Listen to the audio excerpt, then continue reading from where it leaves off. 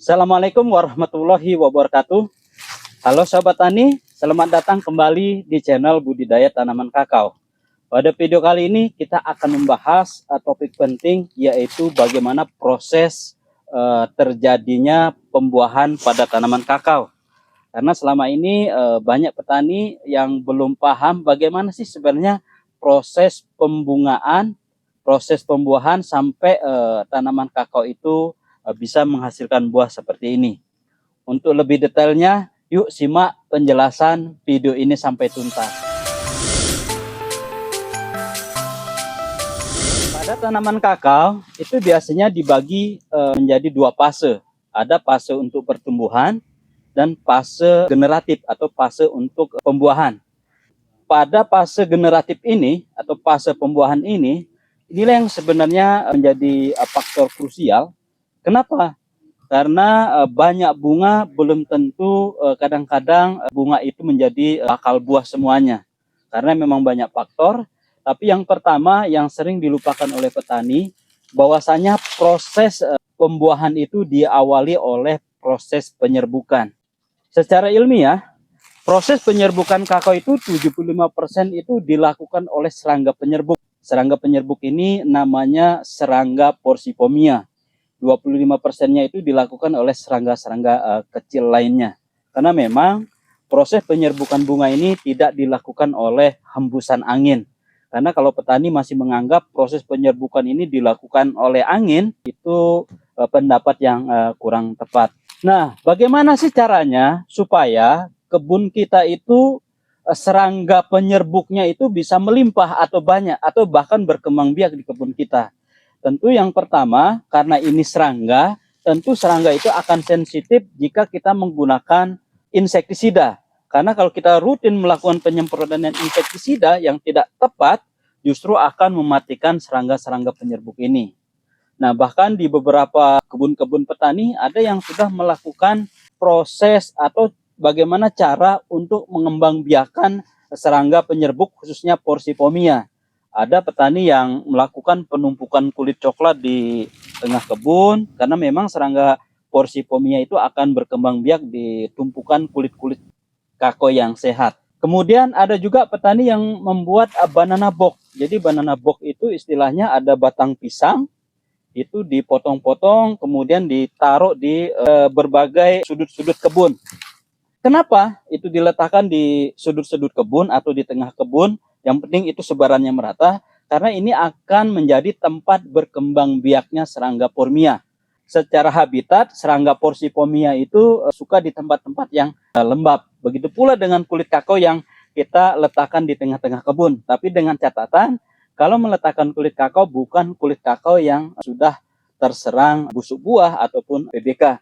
Kalau kulit buahnya normal, itu dianjurkan untuk diletakkan di kebun, karena ini juga bisa berfungsi sebagai tempat untuk berkembangnya serangga Porcipomia. Banyak pertanyaan dari petani, bagaimana sih sebenarnya proses penyerbukan bunga kakao yang dilakukan oleh serangga Porcipomia?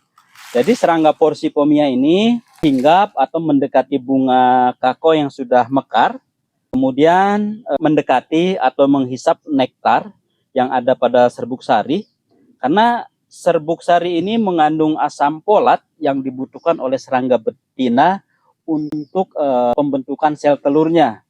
Kemudian serbuk sari itu menempel pada badan atau punggung serangga Porcipomia. Kemudian tanpa sengaja serangga Porcipomia ini, serbuk sari yang menempel pada badannya itu menempel pada kepala putik bunga kakao. Yang inilah yang sebenarnya terjadi proses pembuahan. Bunga kakao itu ketika siap dibuahi, itu ketika sudah mekar, kalau selama 40 jam tidak diserbuki oleh serangga Porcipomia, itu biasanya bunga kakao itu akan gugur. Nah, inilah yang sebenarnya banyak dikeluhkan oleh petani, kenapa banyak bunga tapi buah yang jadi itu sangat sedikit. Nah, ini biasanya kalau bunganya banyak tapi serangga Porcipomianya terbatas, sehingga serangga Porcipomia ini tidak bisa menyerbuki bunga kakao, akhirnya bunga kakao ini juga akan rontok. Namun ada juga faktor yang lain, biasanya gugurnya bunga itu banyak disebabkan oleh beberapa faktor. Yang pertama bisa disebabkan oleh memang kekurangan nutrisi, terutama unsur kalium, magnesium, dan boron. Bunga ini akan gugur juga, atau mungkin curah hujan yang tinggi itu juga bisa menyebabkan bunga itu rontok. Bahkan pada saat daun ini mengalami plus, itu ketika tanaman ini membutuhkan banyak unsur hara, akhirnya bunga ini pun bisa rontok. Nah, untuk petani, saya sarankan untuk melakukan penyemprotan pada tanaman kakaonya itu dengan menggunakan pupuk mikro, terutama unsur boron. Kenapa? Karena boron inilah yang sebenarnya membantu menguatkan bunga kakao ini supaya tidak rontok. Kemudian jika boron ini sering kita gunakan, itu biasanya bunga kakao itu akan lebih harum, sehingga serangga Porcipomia itu akan lebih banyak mendekat ke bunga-bunga kakao. Nah, inilah yang sebenarnya banyak petani belum tahu.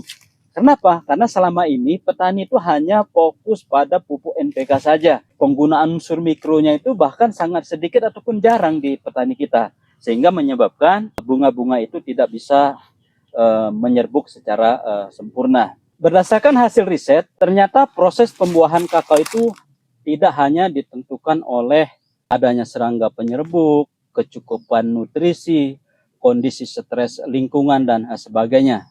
Ada juga kegagalan proses penyerbukan itu terjadi karena petani itu hanya menanam satu jenis klon saja.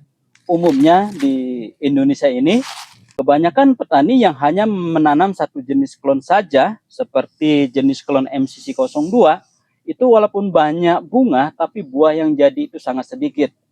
Berdasarkan hasil riset yang sudah dilakukan, MCC02 itu sifat penyerbukannya itu cross pollination, artinya menyerbuk silang dengan klon yang cocok.